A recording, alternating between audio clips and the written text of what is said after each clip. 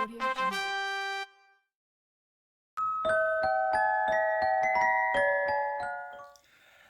What's up, everyone? It's Blue here at Blue Bears Games, and this week I'm continuing my Blues Budget Battle Brews series. I'm forwarding it more. The deck this week is going to be a updated version of my $20 budget decks, which is the original series I did. They were not done very well just because I didn't have an editor, so this will be done the proper way. So this week's deck is Hexproof Auras, and I will explain all that as we go. It's actually a staple in Modern. For a while it was anyway. So let me explain it. The strategy here is pretty simple. Get a dude, and that's what I call creatures because it's easier to say dude. Get a dude on the board that has hexproof, and then stack it with auras or creature enchantments that buff it to the sky, and then attack, attack, attack. It's pretty simple. So let me start by explaining hexproof to you. It says it on this card here. It's Glade Cover Scout, and you can read it. Hexproof just says that this creature can't be a target of spells or abilities your opponents control. So what that means is you can still target it, and the only thing that can kill it is board wipes because it can't be targeted. So put a lot of enchantments on it, make it bigger, make it go burr, as they say. So let me go over the deck. It's a strategy that I really like. It's one of my favorites in Magic. I'm not a big fan of like combat heavy decks. I'm more of a blue player, so I like to play more, counter magic and control. But this deck is just fun. So it's kind of similar. Actually, not similar. It is similar to last week's Elf Ball deck, with one very distinct difference is that elves try to go wide, and that means that they try to put a lot of little creatures out and then attack. This one's going tall, or Voltron is what they call it, where you're making one creature tall or very big and attacking. So I've explained what Hexproof is. Glade Cover Scout's the quintessential beginning for a Hexproof Aura deck, which is a 1 to cast 1/1 with Hexproof. So we've got 4 of them in there, and there's not a lot of creatures in here. Everything will have hexproof. So the next one's Jade Guardian. It's a 4 to cast 2/2 with hexproof, but this one has the bonus of when it enters the battlefield, you can put a +1/+1 counter on target merfolk you control.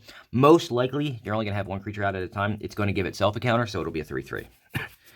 And then Rubbleback Rhino. So it's 5 to cast 3/4 with hexproof. And I'm just trying to find as many hexproof creatures that fit the colors into the deck as I can that is a budget version. Because a lot of the hexproof guys aren't budget. Like not Glistener Elf. What was the other one?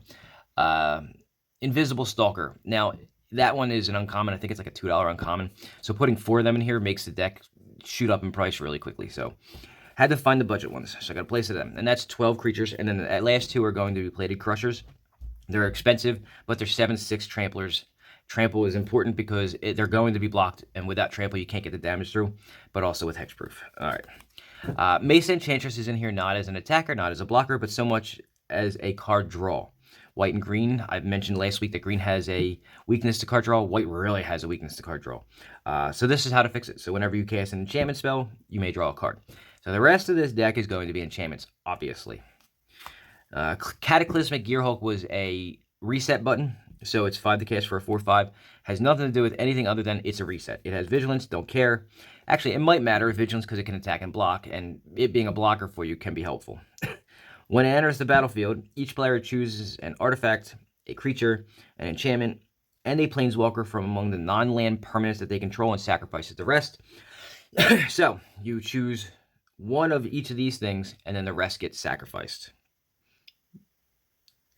That gets around indestructible and all that other stuff. So, this is here for a reset button. You want to keep your one creature with hexproof on the board. The good thing about him is he's an artifact, so he can be your artifact too. So let's go over the auras. So Sentinel's Eyes is 1 to cast. It gives your creature a buff of 1/1 and vigilance. And then it's repeatably playable. So you can escape it for 1 white and exiling 2 cards from your graveyard. You can cast it again from your graveyard. For them, Divine Favor. So it's 2 to cast. When it comes into play, you gain 3 life because you want to have your life total up as high as you can so that you can resist your opponent's attacks. And then it gives a buff of +1/+3 to the creature that it's enchanting. And then on Serra's Wings, so it's 4 to cast. It obviously enchants a creature. And then if the creature is legendary, the enchanted creature becomes legendary, gets +1/+1, flying, vigilance, and lifelink. So lifelink is important, helps keep you alive. Got 2 of them in there. And Snake Umbra. Snake Umbra is a 3 to cast aura. And then the enchanted creature gets +1/+1 and has whenever this creature deals damage to an opponent, you may draw a card. So one little cute thing about this is if the creature somehow gets double strike, which there are ways to do that, every time it hits the opponent, so if it gets through and hits twice, you get to draw a card for each instance. So I got 2 of them in there. Prodigious Growth, so it's a 6 to cast enchantment. It gives the creature +7/+7, and the keyword here is trample. Unflinching Courage, so it's 3 to cast aura. The enchanted creature gets +2/+2, trample, and lifelink. Both things that are very important for this deck. 2 of them. Got some prison enchants in here, and the reason for the prison enchants is for some of the upgrades you're going to look at. They really like. Some of the suggestions I'm going to give you really like when other auras are in play. So this is Pacifism. It makes it so a creature can't attack or block. Obviously, you're putting it on your opponent's creatures. And then you've got Luminous Bonds. It's the same thing. It's just a different name for redundancy. Single combat, so kind of like the Gearhulk. This one is a sorcery that says each player chooses a creature or a planeswalker they control and then sacrifices the rest. And players additionally can't cast creatures or planeswalker spells until the end of your next turn. So for the rest of the turn, you can't cast any creatures, your opponent can't cast any creatures, and then next turn you can't cast any creatures and then after that they can. And then this was an older build that I had to repurpose or retool a little bit because the price went way too high. So Terramorphic Expanses, so you can go get lands. This is more of a control style deck anyway. Selesnya Guild Gates, and I don't use the Guild Gates much anymore. I actually use all the lands that come into play tapped and add a life to you. And then Forest and Plains, and that's the deck. It's actually pretty nasty. It used to be very competitive in the format Modern. I haven't really looked at Modern since the pandemic. I'm not sure if it still holds up, but a lot of people like to add a third color to it, and I'm going to go over that with a small upgrade section real quick. So, you know the strategy here. Some of the upgrades that you can do is to add blue. The reason people add blue is for the... you can replace like the more expensive hexproof guys with the Invisible Stalker I was talking about. It's 2 to cast, has hexproof, and it's unblockable. So it's a pretty good reason to add blue. There are a couple other reasons that they add blue, but you know, you can actually change out the Jade Guardians for Slippery Bogles too. It's a blue and or green. Not sorry, and or blue or green. It's a hybrid blue-green 1/1 that is the same thing as the Glade cover. It's a 1/1 hexproof, but it is blue and green. Okay. Let's see. If you want to stay in the green-white realm, some of the upgrades that you can do would be to change in some of the more expensive things compared to Glade Cover Scout. You can do like Silhana Ledgewalker or the Bogles that I just mentioned. You can do the Bogles whether or not you add blue or not, so it's always a good choice. They're a little expensive, and they're harder to get than, say, the Glade Cover Scout. So, and there's not a lot of creature upgrades you're going to be able to do in this deck. It's pretty simple. It's the lowest cost hexproof guys you can get out there that have some kind of benefit, if any. All right.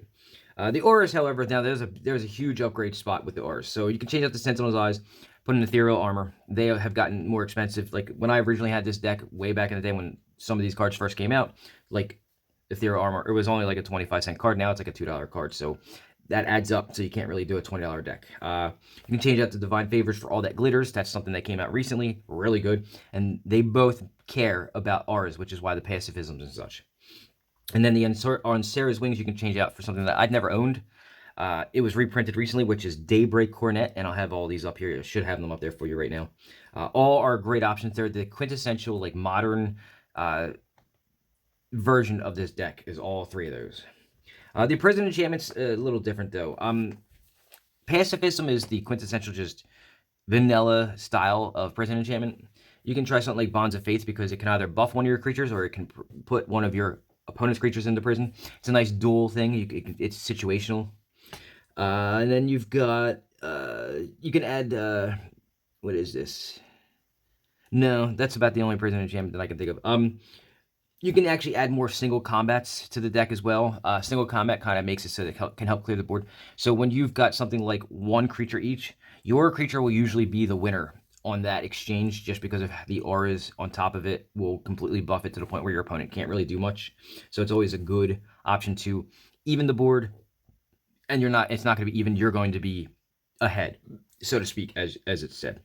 And that's pretty much most of the things that you can do here. And again, I'm having everything up there so you can see what they do. Lands is the last thing that I can talk about. Temple Garden, you know, you want to have stuff that doesn't come into play tapped. So the only ways you can do that are with something like Temple Garden, some Petal Grove, and to a lesser extent, Overgrown Farmland. And then the Pathways are a way to do it, but I'm just going to mention them in passing. Still don't know how people feel about them. But the one thing I want to add is if you wanted to add blue to this deck, it would make it a 3-color deck, so the lands would change drastically as far as what you would use. It would get quite expensive for a deck. This is literally just a stupid $20 deck. But if you wanted to add a 3rd color, then it bumps not only the land prices up, but it bumps the rest of the deck up. So, it's just options that you can look at. But those are just a few suggestions that I have for you for this deck. It's a again, just like the Elf deck last week, it's a staple in tournaments. Or at least it was. I don't know how much it is now since the pandemic, but it was before the pandemic. But it's a fun little deck. And for $20, it's actually a hoot to play. People really, either love it or hate it. If you're playing it, you love it. If you're playing against it, you hate it. So anyway, that's what I got for you this week. We're going to continue this trend next week. And from there, we're going to do, I've got about 8 total or 9 total of these little $20 budget decks that are going to be for conventions that I have to update from the original way that I presented them. So hopefully you guys are on board. If not, I'm going to try to start adding in either the middle of the week or flipping around and putting these in the middle of the week and start adding some more Commander content. I have a whole bunch of the Commander precons from the last 3 sets that I haven't even opened because the custom deck building was, for 6 months. I'm just getting back into my own little thing. So stick with me, guys. I know that, everybody has their own little thing. This is part of it. This is how I pay the bills. So anyway, do me the favor, like the video, subscribe to the channel, and share this out to somebody looking to build a fun little deck or looking to help teach somebody how to play, learn how to play, or just wants to play nice, fun kitchen table style decks. Have a good one. I'll see you next week.